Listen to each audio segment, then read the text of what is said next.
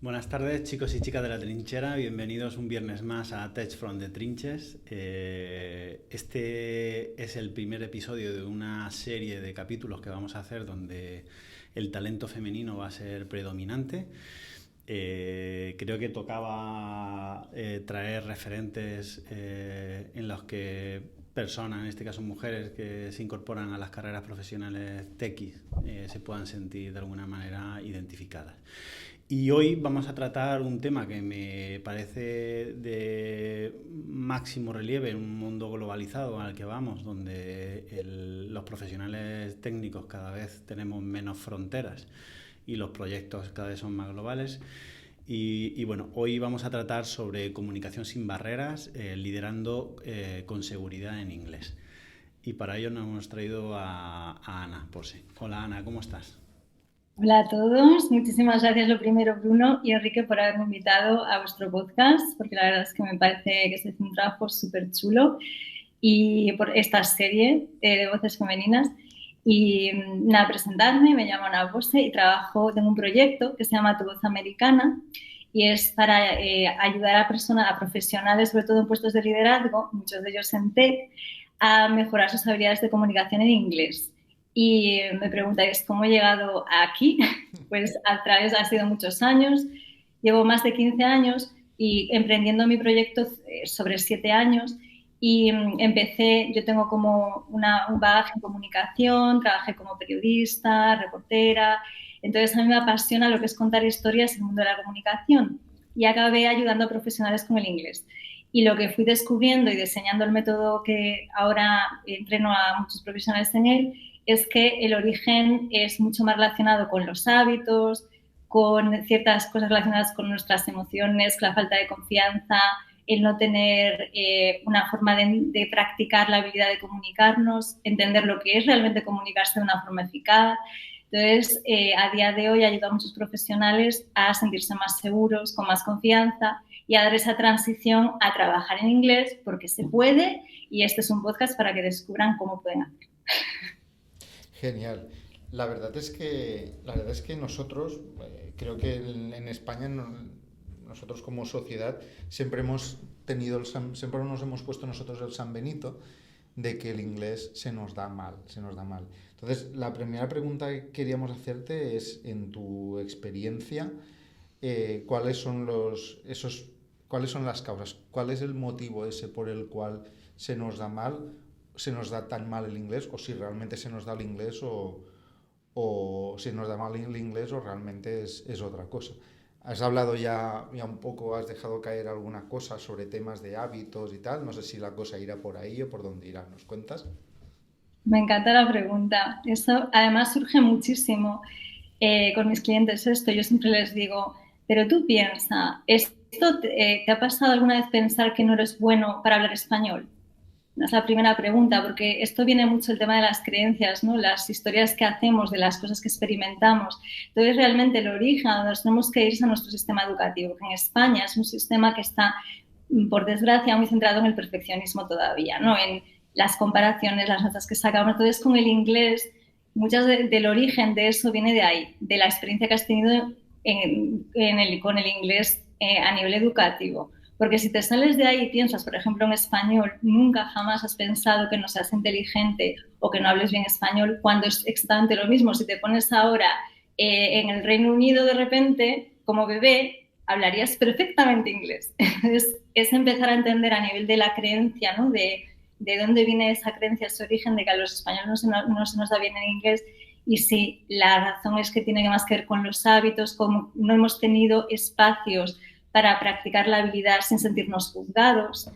Muchos nos hemos sentido juzgados, mucho sentimiento de vergüenza y entonces se ha generado como una especie de trauma colectivo que no tiene mucha visibilidad, o sea, no hay mucha visibilidad. Entonces muchas personas no piensan que lo que les ocurre es que están un poco traumatizados por lo que han vivido con el inglés, sino que lo que hacemos es buscar la explicación racional que es que no se me da bien. Entonces va un poco por ahí.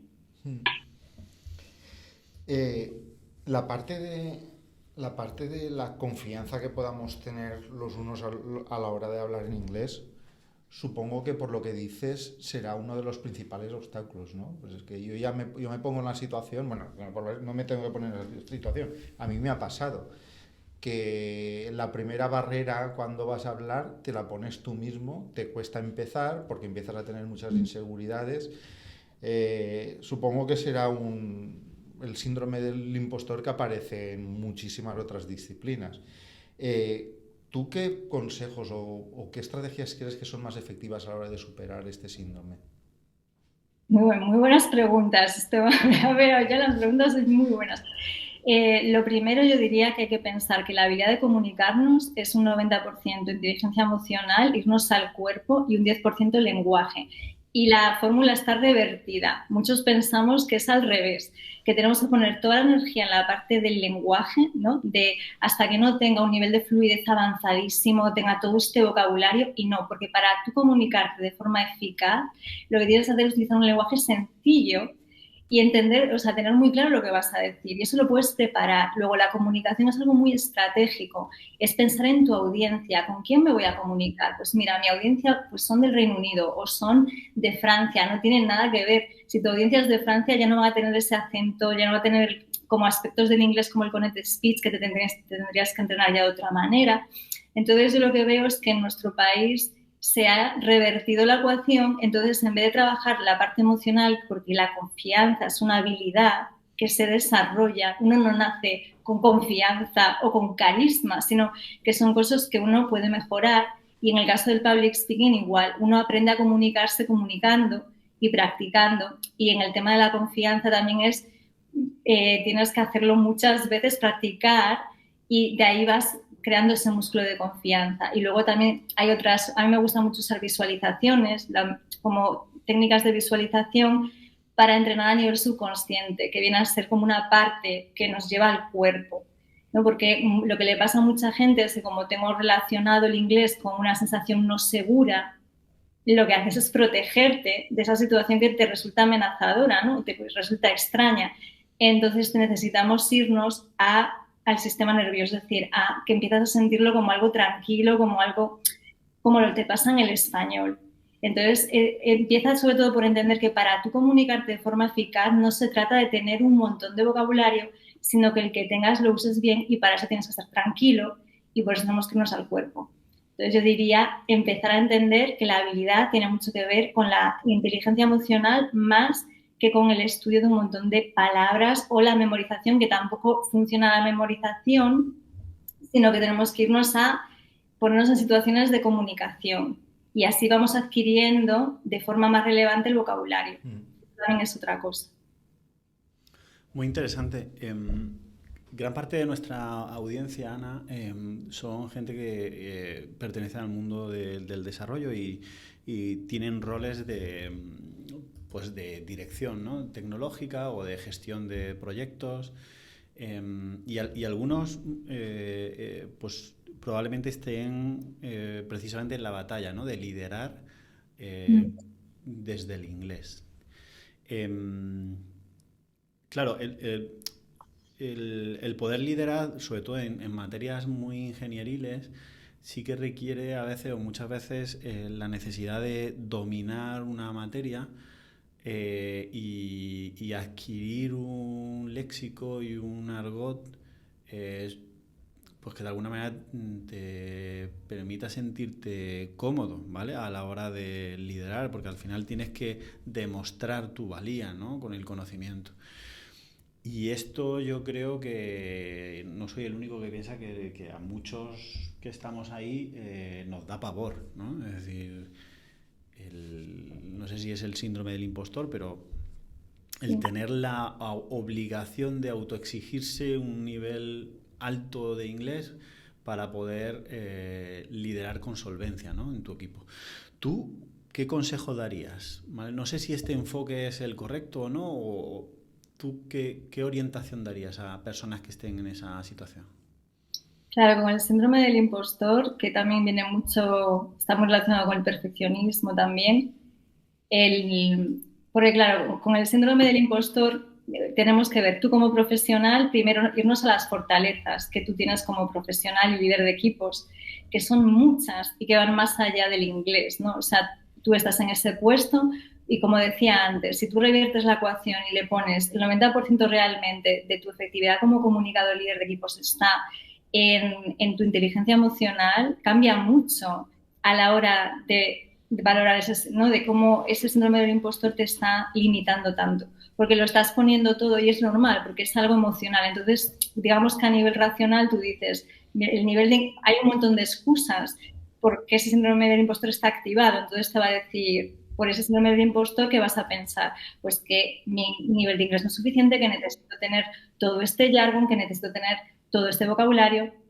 Entonces, por un lado, sí es verdad que adquirir cierto jargon específico de tu expertise es importante para comunicarte con tu equipo, porque hay que pensar siempre, comunicación eficaz, la audiencia, ¿a quién me dirijo? Pues si tengo una conferencia con expertos de tech o estoy dirigiendo un equipo del mundo tecnológico, tengo que practicar ese jargon.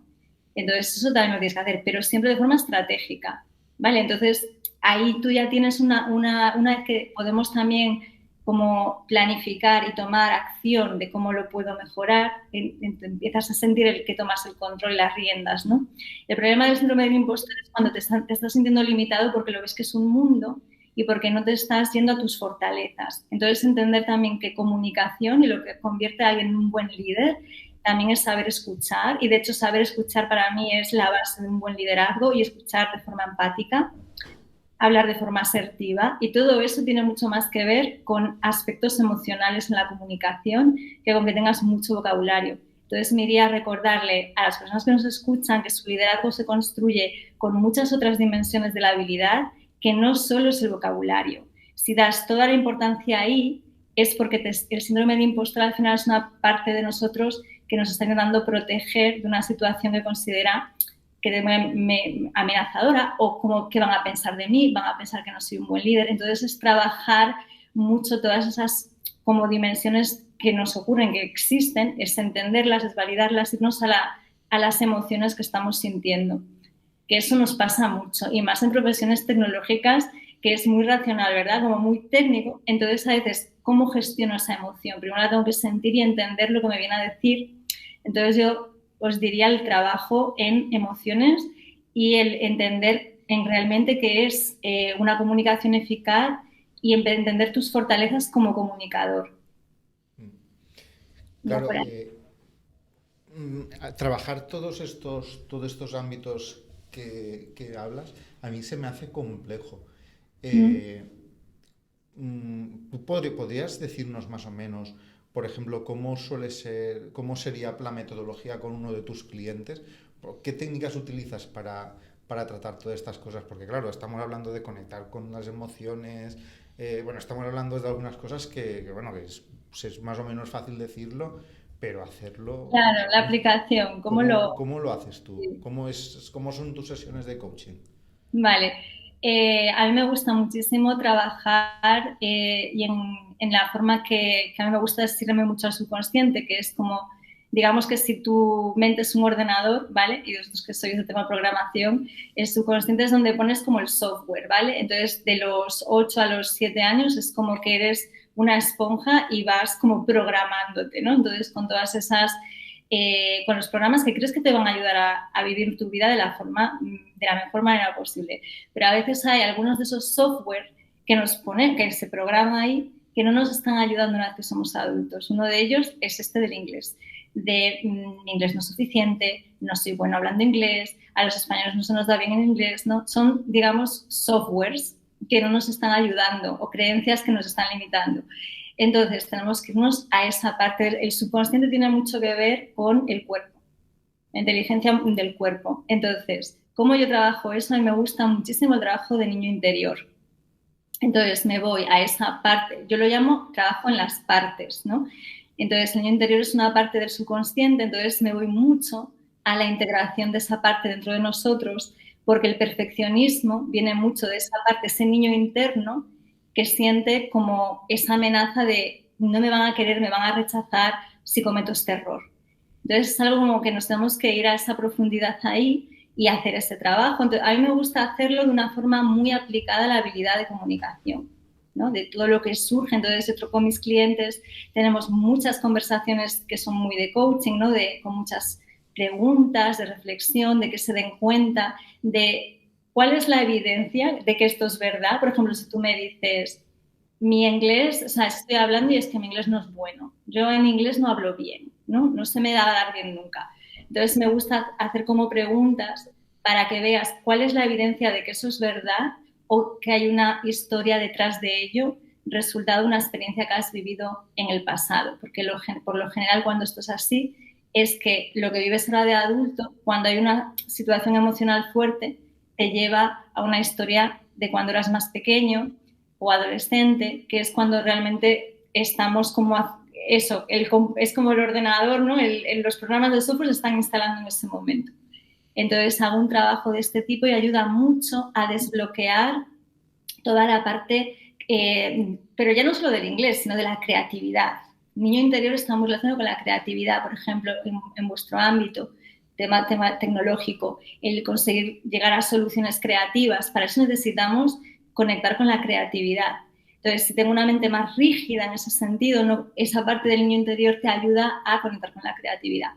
Y yo, por ejemplo, me gusta mucho un libro que se llama The Artist's Way, El camino del artista, de Julia Cameron, y lo recomiendo un montón. Julia Cameron era escritora, bueno, era guionista de cine, y hizo este libro para ayudar a desbloquear la creatividad. Entonces podemos pensar, pero es para artistas, pero realmente no es para todos, porque todos al final se nos bloquea la creatividad a muchos, ¿no? El tema del perfeccionismo es algo, no sé vosotros cómo lo lleváis, pero yo soy una perfeccionista en recuperación, ¿no? Entonces, en el tema, por ejemplo, de una habilidad como hablar en público, ya no solo en inglés, también en español, nos pasa muchísimo lo del perfeccionismo. El síndrome del impostor tiene, aunque es diferente, hay una relación con la autocrítica, ¿no? Que nos damos a nosotros mismos, de no ser, o sea, no ser lo suficientemente bueno como profesional cuando realmente estás más que preparado para ese puesto. Entonces, me gusta mucho trabajar desde ahí. Me ha resultado muy llamativo si he entendido bien un poco lo que nos querías trasladar en esta pregunta. O sea, no todo el mundo parte en el aprendizaje del idioma desde un mismo punto, o no todos los puntos desde donde empiezas ese aprendizaje es el más óptimo.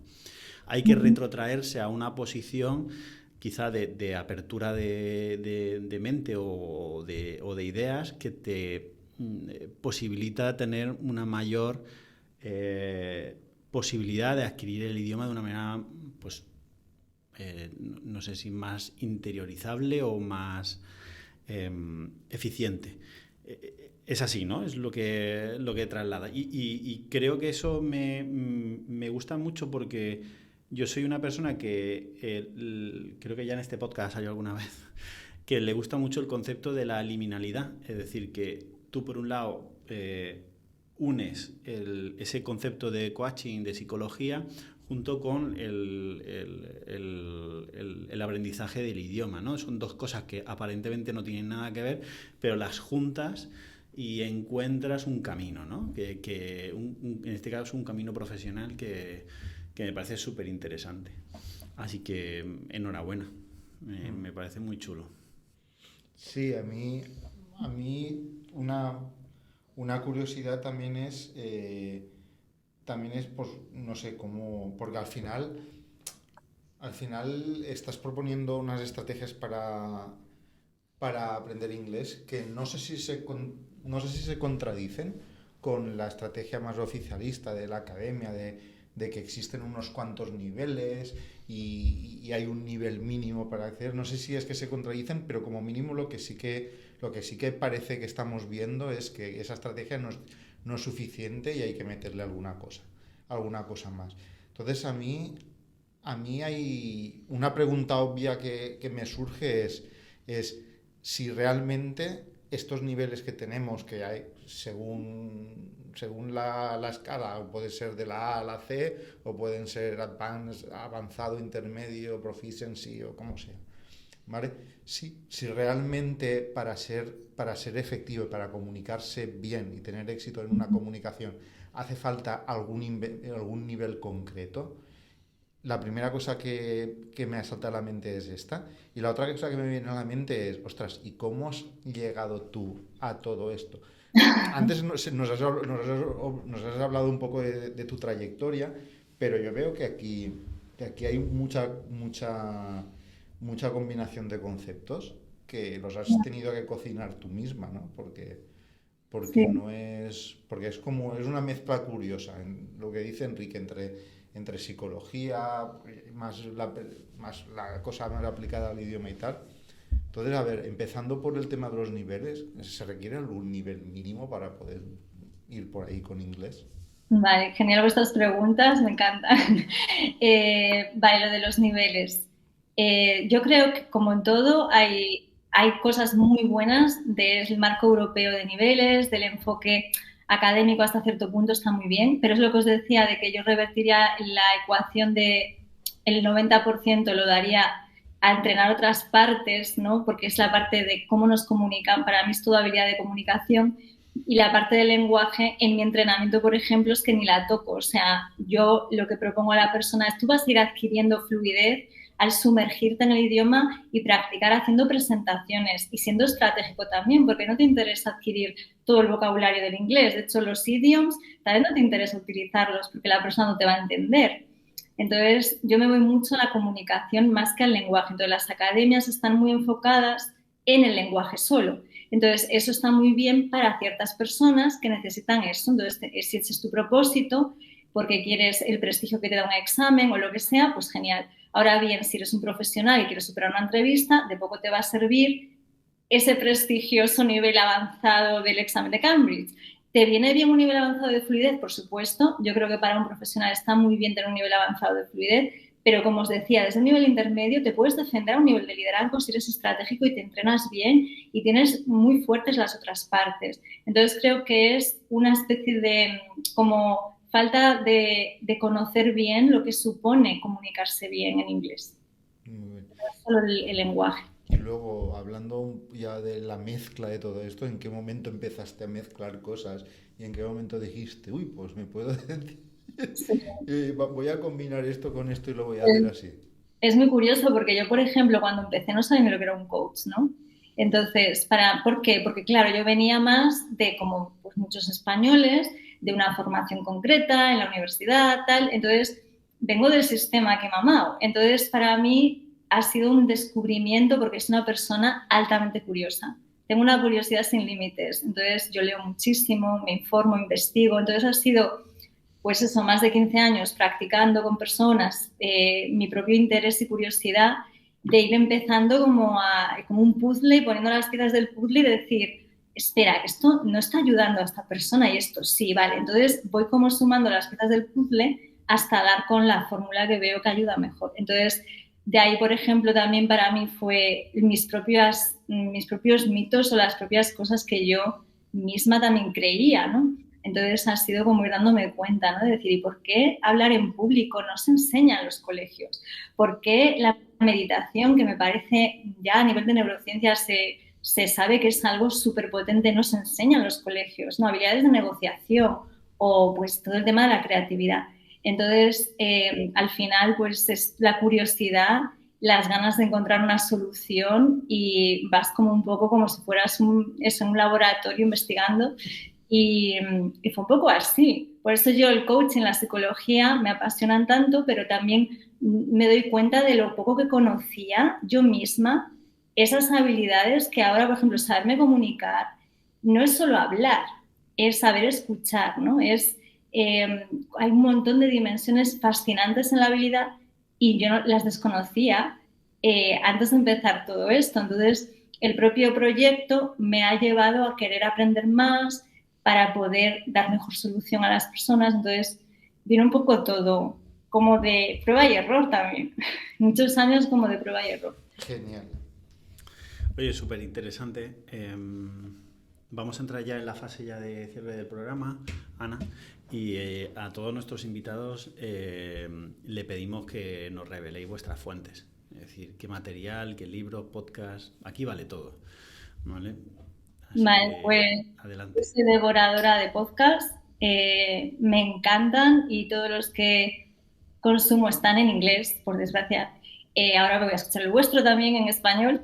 Y entre algunos que me gustan mucho están The School of Greatness de Louis Hawes, que lo tenéis en YouTube también, The Diary of a CEO, también me parece un podcast maravilloso.